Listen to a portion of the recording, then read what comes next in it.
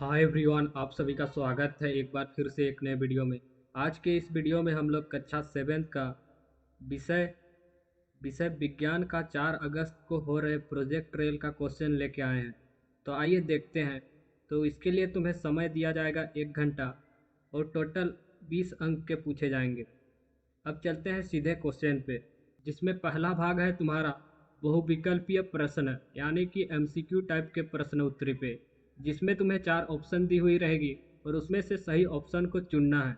तो आइए शुरू करते हैं प्रश्नवान से।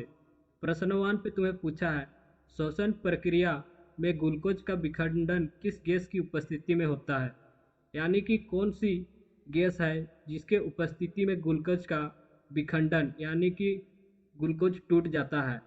तो ऑप्शन ए पे दिया हुआ है कार्बन डाइऑक्साइड, बी पे नाइट्रोजन, सी पे ऑक्सीजन, डी पे हाइड्रोजन। तो इसका राइट आंसर हो जाएगा ऑप्शन सी, यानी कि ऑक्सीजन की सहायता से ग्लूकोज का विखंडन होता है। अब आते हैं क्वेश्चन नंबर सेकंड पे, जहाँ पे तुम्हें पूछा है दूरी मापने का एसआई इकाई क्या है। तो दूरी मापने का एसआई इकाई क्या होती है? मीटर होती है, मीटर। अब ऑप्शन चेक करते हैं। ऑप्शन ए पे दिया हुआ है किलोमीटर, बी पे दिया हुआ है मीटर, यानी कि मीटर इसका राइट आंसर हो जाएगा ऑप्शन बी। अब आते हैं क्वेश्चन नंबर थर्ड पे, जहाँ पे तुम्हें पूछा है अवायवीय श्वसन कहाँ होता है। ऑप्शन ए पे माइटोकॉन्ड्रिया, बी से कोशिका द्रव, सी पे केंद्रक, डी पे क्लोरोप्लास्ट। तो इसका राइट आंसर होगा कोशिका द्रव। अब आते हैं क्वेश्चन नंबर 4 पे, जहाँ पे तुम्हें पूछा है चाल का एसआई मात्रक क्या है। तो चाल का एसआई मात्रक होता है मीटर प्रति सेकंड। तो ऑप्शन ए पे दिया हुआ है मीटर प्रति सेकंड, तो ऑप्शन ए ही इसका राइट आंसर हो जाएगा। अब चलते हैं क्वेश्चन नंबर 5 पे, जहाँ पे तुम्हें पूछा गया है शोषण के दौरान ऊर्जा किस रूप से मुक्त होती है।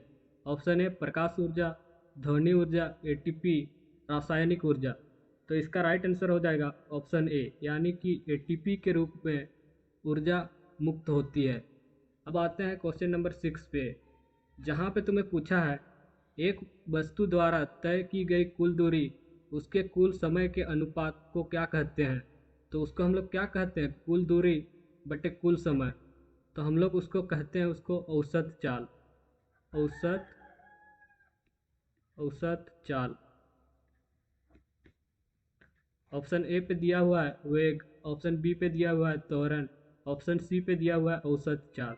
तो इसका राइट आंसर क्या हो जाएगा? औसत चाल। अब आते हैं क्वेश्चन नंबर 7 पे, जहाँ पे तुम्हें पूछा है पौधों में गैसों का आदान प्रदान किसके माध्यम से होता है। ऑप्शन ए जड़ें, बी तना, सी पत्तियाँ, डी फूल। तो इसका राइट आंसर हो जाएगा ऑप्शन सी, यानी कि पत्तियों के द्वारा गैसों का आदान प्रदान होती है। तो ऑप्शन सी इसका राइट आंसर हो जाएगा।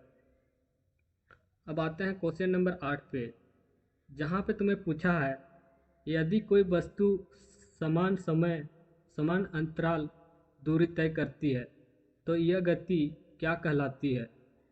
ऑप्शन ए असमान गति, बी एक समान गति, सी वृत्तीय गति, डी दोलन गति। तो इसका राइट आंसर हो जाएगा ऑप्शन बी, यानी कि एक समान गति कहलाती है अगर कोई वस्तु समान अंतराल में समान दूरी तय करती है तो। अब आते हैं क्वेश्चन नंबर 9 पे, जहाँ पे तुम्हें पूछा है मानव शरीर में ऑक्सीजन युक्त रक्त हृदय के किस भाग से निकलता है। ऑप्शन ए दाया आलिंद, बी दाया निलय, सी बाया आलिंद, डी बाया निलय। तो इसका राइट आंसर हो जाएगा ऑप्शन डी, यानी कि बाया निलय। बाया निलय के थ्रू शरीर के ऑक्सीजन युक्त रक्त हृदय के भाग से निकलती है। अब आते हैं क्वेश्चन नंबर 10 पे, जहाँ पे तुम्हें पूछा है विस्थापन का एसआई मात्रक क्या है। तो विस्थापन का एसआई मात्रक क्या होती है? इसका भी मीटर होती है। तो अब ऑप्शन चेक करते हैं। ऑप्शन ए पे दिया हुआ है मीटर, तो मीटर ही इसका राइट आंसर हो जाएगा ऑप्शन ए। अब आते हैं क्वेश्चन नंबर 11 पे, जहाँ पे तुम्हें पूछा है मछली किस अंग से शोषण करती है। ऑप्शन ए फेफड़े से, बी त्वचा, सी गलफड़े यानी कि गिल्स से, ऑप्शन डी श्वास नली से। तो इसका राइट आंसर है गलफड़े, यानी कि गिल्स की सहायता से मछली शोषण करती है।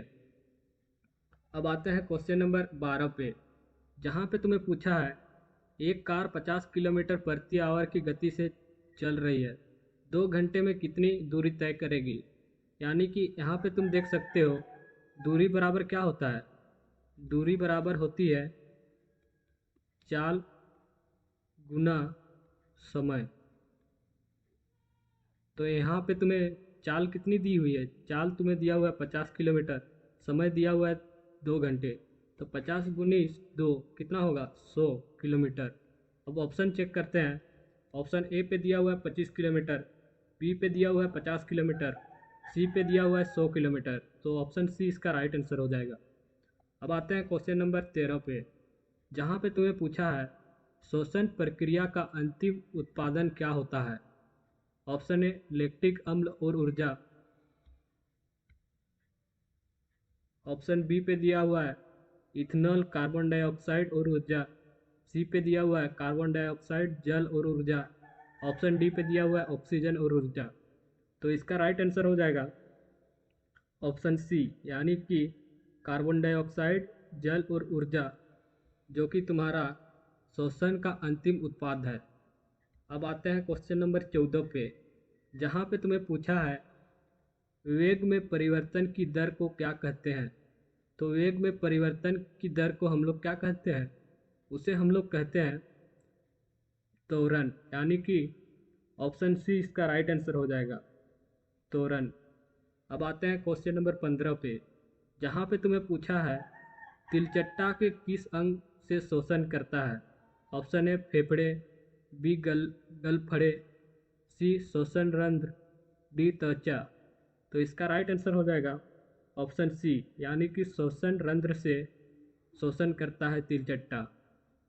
अब आते हैं लघु उत्तरीय प्रश्न, यानी कि शॉर्ट टाइप के आंसर क्वेश्चन पे। शॉर्ट टाइप के आंसर क्वेश्चन पे, जिसमें तुम्हें पूछा है पहला प्रश्न, वायवीय शोषण और अवायवीय शोषण में मुख्य अंतर क्या है। तो इसका आंसर तुम यहाँ पे देख सकते हो। वायवीय शोषण ऑक्सीजन की उपस्थिति में होती है और इसमें ग्लूकोज का पूर्ण विखंडन होता है और अधिक मात्रा में ऊर्जा, कार्बन डाइऑक्साइड और जल उत्पन्न होता है। यह हुआ तुम्हारा वायवीय शोषण। अब आते हैं अवायवीय शोषण, यानी कि यह ऑक्सीजन की अनुपस्थिति में होता है।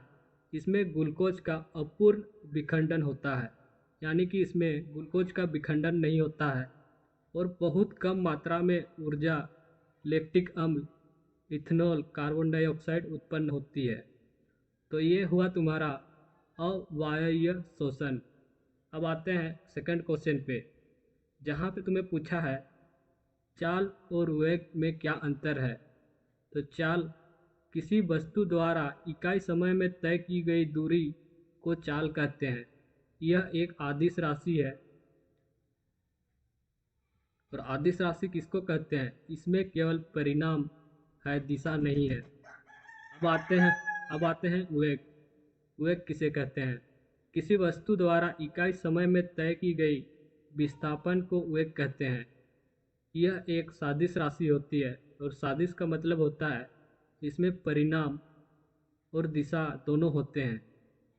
अब चलते हैं थर्ड क्वेश्चन पे, जहाँ पे तुम्हें पूछा है मानव श्वसन तंत्र के दो मुख्य अंगों का नाम लिखिए और उसका कार्य बताइए।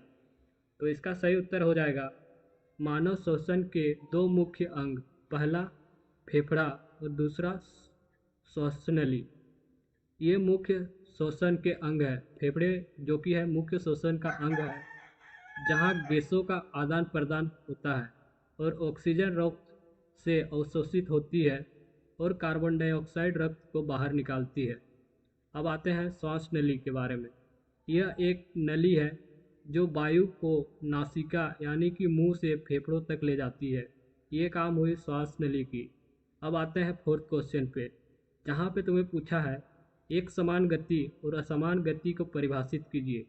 तो इसका तुम्हें परिभाषा लिखना है। तो आइए इसका आंसर देखते हैं। तो एक समान गति, जब कोई वस्तु समान समय में समान दूरी तय करती है तो उस गति को हम लोग क्या कहते हैं, एक समान गति कहते हैं।